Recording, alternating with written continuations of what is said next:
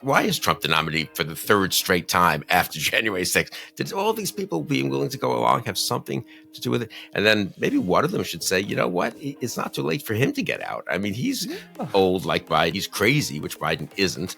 And he's losing it, which Biden was doing a little bit. So, but no, none of them will say that. So of course, it wouldn't work with Trump. But also, you think out of just self-respect, one or two would sort of do more than whine about how Trump's not quite doing it the way they would like him to do it, you know?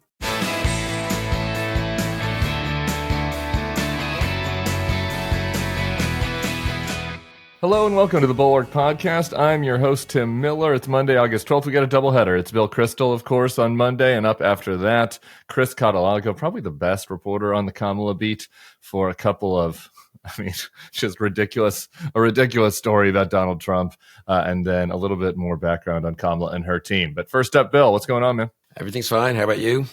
I'm doing very well. Your morning shots this morning was a 6-month anniversary. Can you believe this? 6 months. Time flies when you're having fun.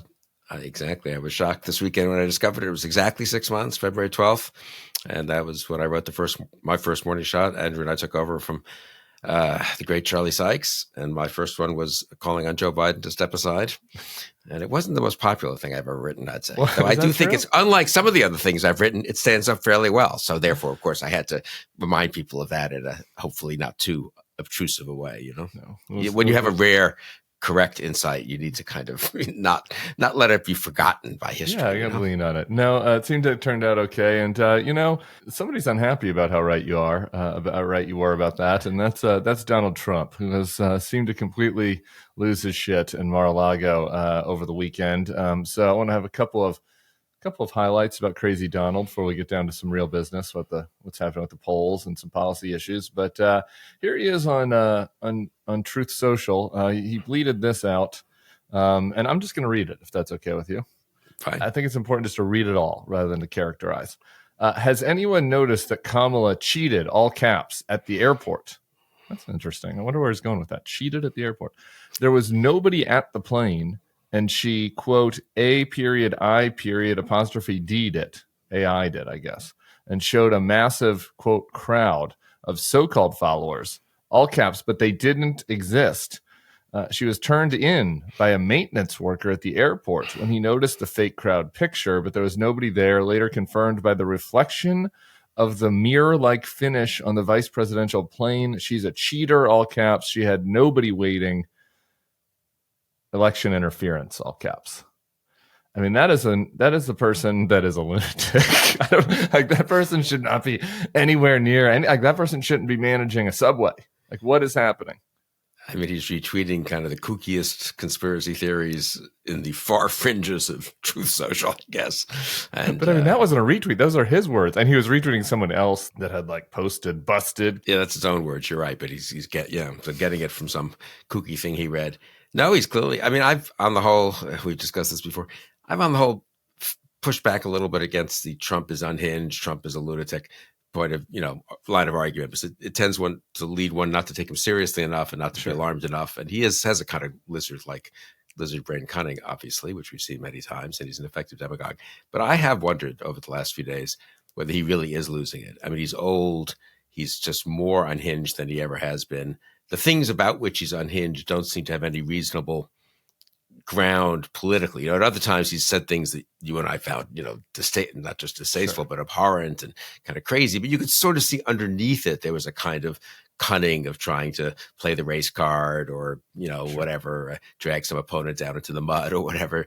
This does seem, I think Biden's departure from the race and Harris's success has unhinged him, and he's getting old. And don't you think in slowing down and just seems losing it a little bit? Yeah. Axios says Trump advisors are deeply rattled by his meandering mean and often middling public performances. Now, I will say meandering mean and middling is like Donald Trump in a nutshell. So I don't know why his advisors are rattled by Donald Trump being Donald Trump.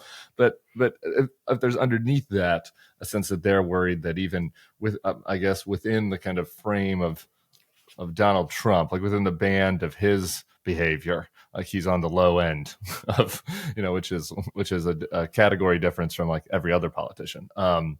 Nobody else would be sending out tweets about crowds being faked. I mean, like weird false flag stuff. I mean, that would be a sign for a need for a psychiatric checkup on anybody else. But you do expect it from Trump. But yeah, even his advisors say that for him, he's behaving not that well. There's some evidence of this from his rally in Montana, which he did on Friday. It was his only event last week, his only event outside of Mar-a-Lago. And he went there, I guess, because Ronnie Jackson, his quack doctor, has a bugaboo about John Tester, and because John Tester called him a pill pusher or something. And so Ronnie convinced Donald to go to Montana to act out this vendetta. So that shows some lack of judgment on the one hand. But he gave an off teleprompter aside that I thought was quite revealing. Let's listen to that. We're going to get Joe Biden out of the White House. What's he doing now? Greg, what's he doing?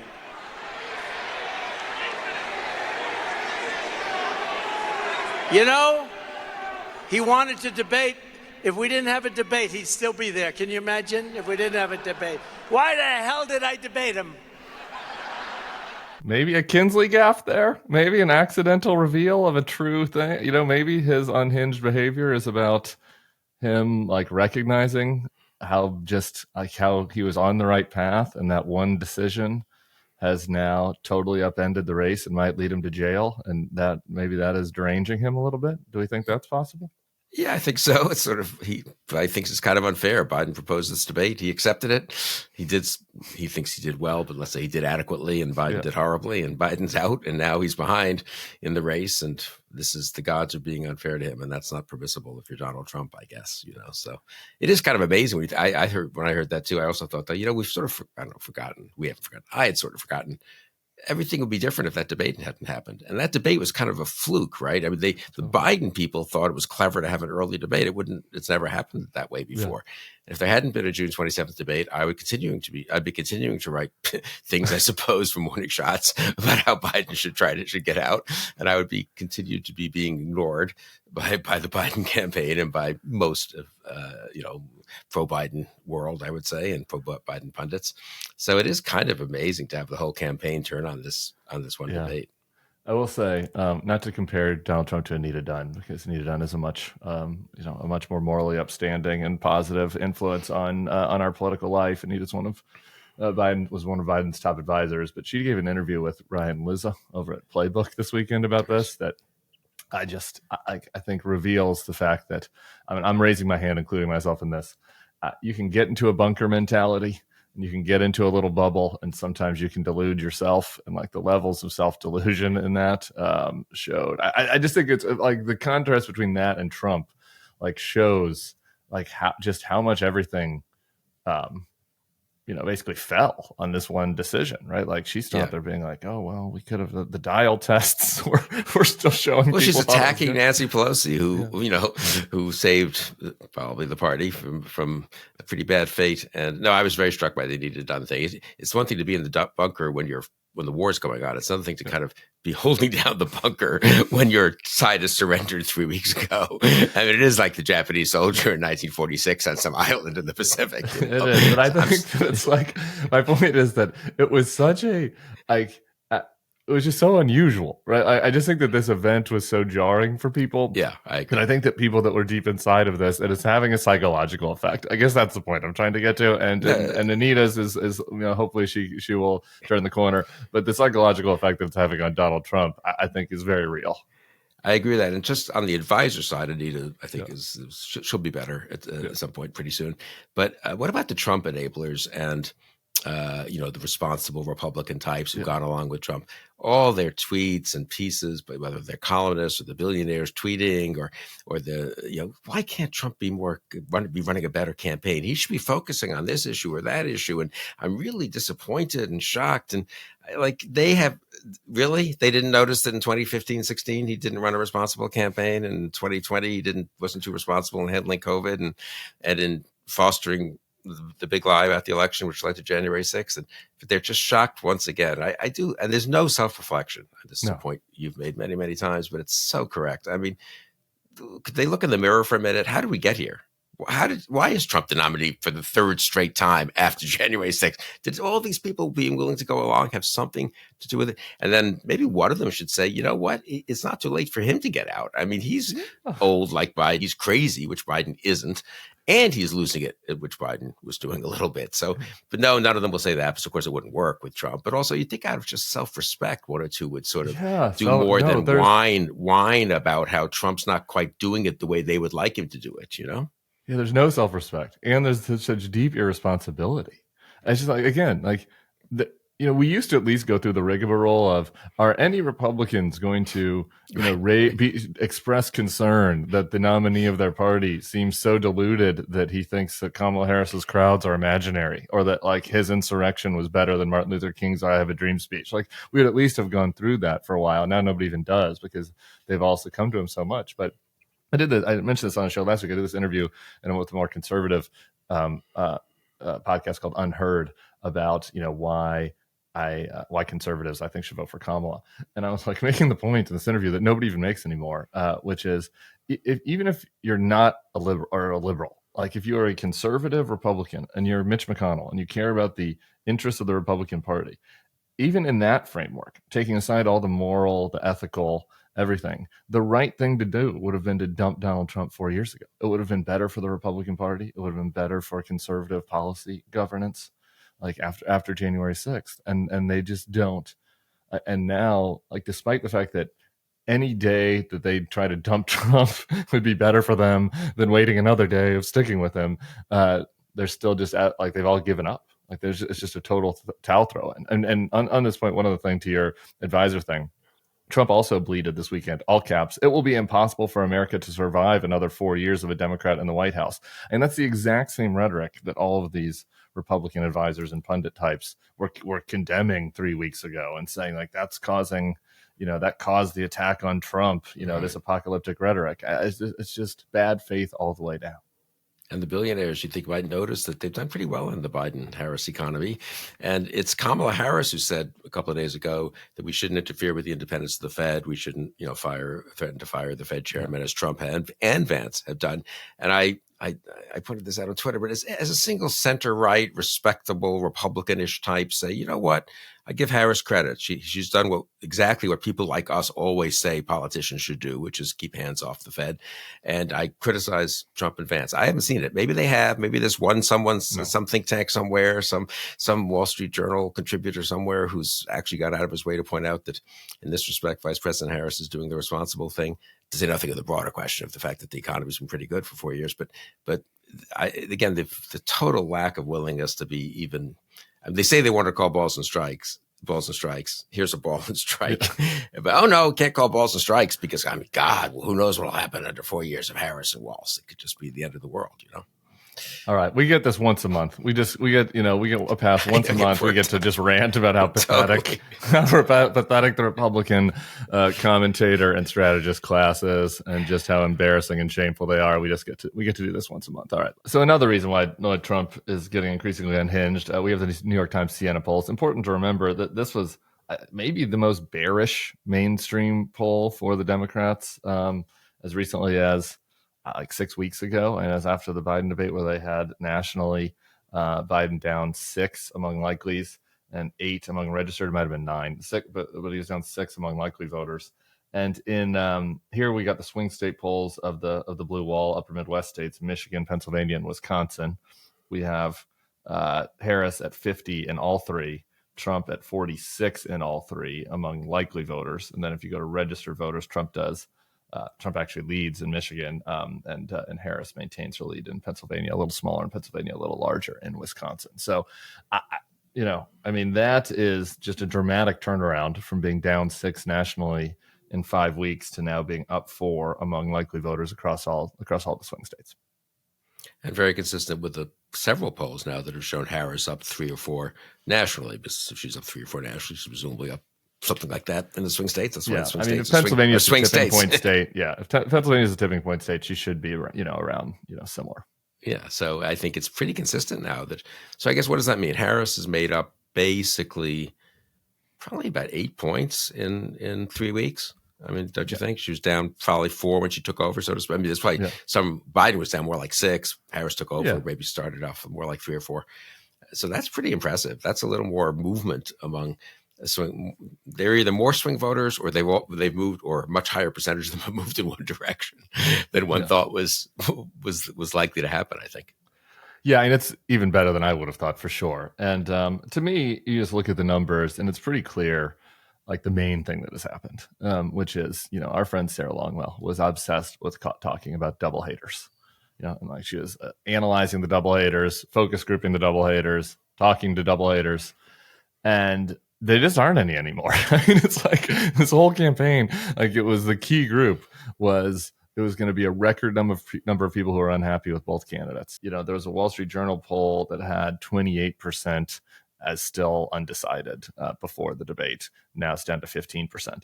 And these Times poll, or not undecided, but not fully decided, rather. In these Times polls, the double haters were up in the high teens, low 20s, over the course of the year. People that had an unfavorable view of both candidates. Now it's down to like 4. And now it's down to just basically, Bush Kerry. Like, again, just like a straight, partisan switch where people that are Democrats like their candidate, people that are Republicans like their candidate, for the most part, small percentage of Republicans who are Haley people that don't. And the independents prefer one over the other. And so she gobbled up almost all of the double haters while Trump has stayed static. And that's like essentially what's happened in these polls. It turns out the double haters hated having to choose between a 78-year-old and an 81-year-old. Right. And as Nikki Haley actually said months ago, whichever party gets rid of its plus 75-plus-year-old candidate first is going to get a huge benefit. And in fact, that happened. It's a little unfair. Biden's not like Trump. I would spend a lot of time arguing that this shouldn't be the case, but it's very clear for those who were still undecided between Biden and Trump after all that we knew by spring. That they were, the age issue was they just did not want that choice. And the Democrats aren't giving them that choice now. And to be fair, they're also giving them sort of an attractive choice, I'd say, so far in Harris Walz. And so they've all moved, One, potential observation on this, Nate Cohn, who is the, sort of wonk nerd at the Times that oversees these polls, said that Harris is running basically as generic Democrat. And like another thing we were saying all year is that, Bob Casey was winning in Pennsylvania. Right. Tammy Baldwin was winning in Wisconsin. She's essentially running as generic Democrat. And so maybe, it's a little artificially high. Maybe as the attack ads come in and some of those voters are reminded about things they don't like about Harris, that might change. Another thing is maybe, her performance in more unscripted environments is not as good. And that takes me to, this has been the big Republican talking point over the weekend, that Harris hasn't really done any sit-down interviews. She's done a couple of gaggles where she's taking questions from the press. Gaggle is kind of an industry term for a small press conference. But she hasn't really done any interviews. And the Republicans have been banging her on this. Bill Kristol over the weekend said, maybe she should keep on avoiding interviews because why mess with a winning formula? And if only to further drive MAGA world crazy. Was that tongue-in-cheek, Bill Kristol, or is that serious advice to the Harris team? I mean, semi-serious advice in the sense that we all have I've given advice over these 3 weeks, or I'm worried about defending yourself a little more against some of these possible attacks. And there needs to be a policy agenda. And I believe all that. And I was about to write something today on Ukraine, which is an issue that I think is a good issue for Harris. They've done a pretty good job. It splits the Republicans. So why not advance it more, make clear that Trump Vance is really going to a place on Ukraine that even a lot of Republicans, maybe half Republicans, don't want to go. So I had all this stuff in my mind. And then I thought, what am I doing? I mean, they seem to be doing fine, and maybe they should just keep doing what they're doing and let everyone, all the smart Alex on Twitter say, oh, they're running on vibes. There's no substance, and let the media or Republicans complain that she's not giving interviews. And you know what? As long as it works, it's fine. A friend of mine had texted me overnight, it'd be good if Harris just embrace the Olympics even more than she has. She's done a little of this, I think. But, make she was in a USA jacket getting off the plane last night. Did she? Okay. So, yeah. But I didn't say that. So, but, call them up. I don't know, have them to the vice president's residence, different ones, whatever, and just bask in that good mood for another week. I mean, I'm basically for whatever works at this point. And if the vibes are working and the good mood is working and the happy warrior stuff is working, And also the interview thing is so tedious, as you know, the kind of media self-importance, plus the Republican disingenuous character of their attack. So, it's always kind of fun. Yeah. So I agree with 90% of that. Yes, let's go in good vibes. Keep rolling, keep going to what works. Bask yourself in patriotism and optimism. Yes. The Republican attacks are bullshit. The journalists are self-important. All that I agree with. That said, are we sure that there's not an issue, right? Like, I guess that's my only point. Like, are we sure that I don't really understand why, she couldn't just do a couple of easy ones. Like, are we sure that there's not something else happening behind the scenes here? I guess that's my only. It's just a little nagging bird in the back of my brain. I'd say just be ready to pivot to do the interviews and also to put out. I think she's going to put out some economic policy stuff. Yeah. I mean, on that, I think it just needs to be incidentally the economic agenda while she's watching this and listening to us. I mean, it needs to be forward looking. I did see this morning it's understandable. The convention, putting out that, we're going to be having former President Obama speak and former President Clinton speak and former Secretary of State Hillary Clinton speak and current President Biden speak. Can't the Clintons speak together? Or can't they all four speak? Can they all four speak? Like 1 or 2 afternoons. And we could actually have current Democratic governors who were wildly successful in swing states and current Democratic members of Congress like Abigail Spanberger and Mikey Sherrill and stuff. Could we have some of those people featured a little more, and some Republicans like Adam Kinzinger featured a little more? And I think I'm sure they're aware of this, and I think they have to, of course, pay appropriate respect to their predecessors as Democratic presidents and big shot and candidates. But I'm a little worried that this happens, as you know, at a party, right? They like the former Democratic presidents. They respect them. They don't want in any way, diminish their importance historically and so forth. But actually, for the voters they need to get to, much better to see Abigail Spanberger and Josh Shapiro and Gretchen Whitmer than, with all due respect, the Clintons and even President Obama and President Biden, to be honest. Maybe some less due respect to some of them than to others, but certainly sure, all due respect to Obama. The policy thing, there's one I do. We have to pick a nit. All right, you wrote about this in Morning Shots. We have to say something, or we're not doing our obligation here. This Kamala is in Nevada at the end of her swing and adds one line to the stump speech, stealing from Trump's, I guess, quote unquote policy, if you want to call it that we're going to eliminate taxes on tips for service and hospitality workers. This is a ridiculous policy, and it's a gimmick, and Donald Trump already did it. And I guess, do they really feel like they have to neutralize that? So it's that popular of a thing with tipped workers? Like, is there not another way with a more serious policy proposal to get to them? I mean, I hate to be the annoying, person at the party here, but this is kind of silly. No. Yeah, and on this I will now modify my earlier phrase that they're doing everything right and they should just keep on doing it. But this I do think is silly. I mean, they can propose tax reforms. They believe in various tax reforms. Yeah. They have proposed various tax reforms in the Biden-Harris administration, and they can attack, God knows, Trump on tax policy, all the tax breaks, incredible tax cuts for the wealthy. Yeah. It's a good issue for them, taxes, and in a way by leaving aside the silliness of not taxing one kind of income rather than another, because it's tip income instead of salary income, I suppose.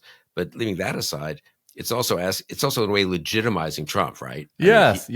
Which is bad. His tax proposals are either gimmicks or handouts to the wealthy. That should be the line. Our tax proposal is a serious attempt to strengthen working class and middle class families. Blah blah.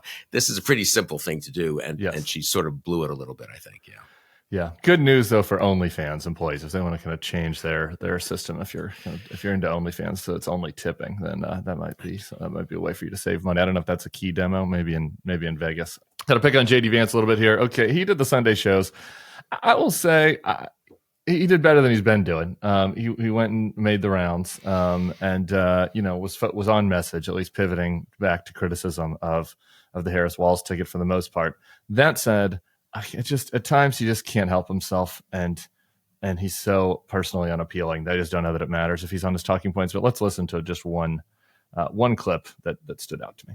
Okay, one last question, please. And I can't believe I have to ask you this, but I do, because Donald Trump has been attacking Kamala Harris's racial identity. He has not been, but ask your question. Well, he questioned her racial identity. He said a number of years ago she happened to turn black. Her father is Jamaican. Do you believe Kamala Harris is black? I believe that Kamala Harris is whatever she says she is, but I believe importantly that President Trump is right that she's a chameleon. She pretends to be one thing in front of one audience. She pretends to be something different in front of another audience. Look, Dana, she's not running a political campaign. She's running a movie. She only speaks to voters behind a teleprompter. Everything is scripted. She doesn't have her policy positions out there. She hasn't answered why she wanted to ban fracking, but now she doesn't. She wanted to fund police, but now she doesn't. She wanted to open the border, but now she doesn't. She should have to answer for why she presents a different set of policies to one audience and a different set of policies to another audience. And I think that's what President Trump is getting at. This is a fundamentally fake person. She's different depending on who she's in front of. Ugh. I just hate always that this is what Trump is getting at thing. Like, we're going to try to sanitize his racist attacks, which is like, how does you live with yourself? And he literally has kids that are mixed race. Like, they're going to be able to watch this clip. Like, he does the awkward laugh thing, and it's just pretty. The flip-flopping message gets lost when you can't just be like, yeah, Kamala is black and she's Indian. She's both. She's mixed race. Yeah, and then follow with the pretty standard attacks. I generally thought, though, as you said, that I didn't watch much of it, but the clips I saw were adequate, I would say. And given that he has to continue to suck up to Trump, I suppose, maybe as well as he could do. I also, with Walz speaking, I kind of felt like the VP stage of the race is kind of over. We've had our Vance, what's the opposite of a boomlet, down tip or whatever that is, anti-boomlet, and we've had our Walz boomlet, and I think it did hurt the Republicans a little bit and helped Harris considerably, actually, I'd say, for that first introductory week. I kind of think now we go back to having Trump v. Harris, don't you think? And I feel like the VP stuff is mostly exhausted kind of itself. Yeah, I think so. Though I do think that the childless cat lady thing is going to continue to be a little bit of an anchor for them with women voters. And I guess if the best spin we can have for JD Vance is that he chose to join a guy that propagates racist bigotry for the ticket, so that he's obligated to spin the racist bigotry rather than just being like, hey, no, my kids are mixed race too. They're white and Indian. That's a pretty easy answer in moving forward, but he has to keep doing that. And that's part of the deal with the devil. I guess that's the best JD can do. Bill Kristol, any final thoughts for us? I thought you'd be spending 15, 20 minutes on JD's drag photo there from, what is that thing? Is it real? I guess it's real. Okay, can I pick it? Now people are really, but like, maybe I'm oversensitive. I'm open to the fact that I'm oversensitive, but I do not like the liberals on Twitter doing the JD Vance is wearing eyeliner, right. JD Vance wore drag thing. It's like, is there something wrong with wearing eyeliner? I just, maybe this is just me, but it's like, it feels like it's liberals doing like kind of subtly anti-gay, not misogynistic, kind of subtly these anti-gay, anti-effeminate attacks. Like, it's bad to be effeminate, but they get to do it because they're nice to gay people. And I don't know, some of it just rubs me the wrong way a little bit. JD fucking sucks in a lot of ways. And, I thought he looked nice. I thought he looked nicer. He was in drag. better. I mean, it's not effective politically to make the point that, he was once a more normal, if I can put it that way, a better human being, more tolerant, more easygoing, less crazed. And now he's turned himself into this robotic and creepy version of whatever he is. But you want to emphasize the current creepy version of what he is. Right. Not that he was once whatever he was. I like that. Yeah. If you're framing it in that way, I'm with you. Like, he's turned to the dark side. That's fine. You can see it on Twitter. I thought JD Vance looked pretty good in drag. I guess that's the nicest thing I'll say about JD on the podcast this week. Bill Kristol, thank you so much. We'll see you next Monday.